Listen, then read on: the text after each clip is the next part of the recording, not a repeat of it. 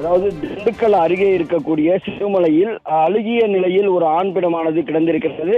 அதை அந்த பகுதியிலே தோட்டத்து வேலைக்கு செல்லக்கூடிய நபர்கள் துர்நாற்றம் வீசுவதை கண்டு உடனடியாக தாலுகா காவல் நிலையத்திற்கு தகவல் தெரிவித்திருக்கின்றனர். இந்த தகவல் தெரிவித்ததன் அடிப்படையில் தாலுகா காவல்துறையினர் மற்றும் வனத்துறையினர் இணைந்து அந்த இடத்திற்கு, அதாவது 17வது கொண்டை ஊசி பெண்ட் இருக்கக்கூடிய தனியாருக்கு சொந்தமான தோட்டத்திலே அந்த அழுகிய நிலையில் இருக்கக்கூடிய அந்த ஆண் சடலத்தை ஆய்வு மேற்கொண்டிருக்கிறார். அப்பொழுது அங்கு கிடந்த ஒரு பொருளானது வெடித்ததில் 2 காவலர்கள், ஒரு வனத்துறையினர் சிறு காயங்களுடன் அரசு மருத்துவக் கல்லூரி மருத்துவமனைக்கு சேர்த்து சிகிச்சை பெற்று வரக்கூடிய நிலையில் யார் எதற்காக இங்கு வந்துள்ளார், அவரை சுற்றி இருக்கக்கூடிய வெடிபொருட்கள் எதற்காக இங்கே வைக்கப்பட்டுள்ளது என்பது குறித்த ஆய்வினை மேற்கொண்டு வருகின்றனர். மேலும் இது தொடர்பாக கியூ பிரிவு போலீசாரும் முப்பனாய் வரவழைத்து ஆய்வு மேற்கொண்டுள்ள நிலையில் நேரடியாக திண்டுக்கல் காவல் நிலைய கண்காணிப்பாளர் பிரதீப் இந்த இடத்திலே ஆய்வு மேற்கொண்டுள்ளார். மேலும் இந்த நபர் சிறுமலையோ திண்டுக்கல்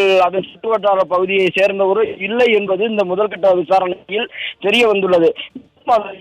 இறந்து சுமார் 4 நாட்கள் ஆகின்ற நிலையில் அவரை சுற்றி வெடிபொருட்கள் இருக்கக்கூடிய நிலையில் ஏதேனும் அசம்பாவிதங்கள் செய்வதற்காக ஏதும் இங்கு வந்துள்ளாரா, இல்ல வேறு எதுவும் காரணமா என்ற கோணத்திலும் விசாரணை மேற்கொண்டு வருகிறார். அல்லது வெளியில் இருந்து பட்டு கொலை செய்து பகுதியில் போடப்பட்டுள்ளன என்ற கோணத்திலும் தற்போது விசாரணை முடுக்கிவிடப்பட்டுள்ளது.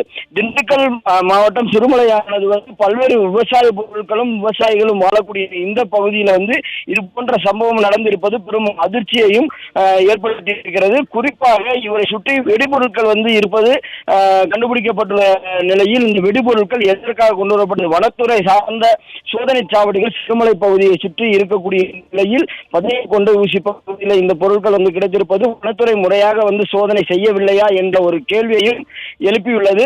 குறிப்பாக திண்டுக்கல் சிறுமலை பகுதியை சேர்ந்தவர் இல்லை என்பது விசாரணையில் வந்திருக்கக்கூடிய நிலையில் இவர் எப்பகுதியை சேர்ந்தவர் என்ற கோணத்திலும் இந்த விசாரணை முடுக்கிவிடப்பட்டிருக்கிறது. உமேஷ்.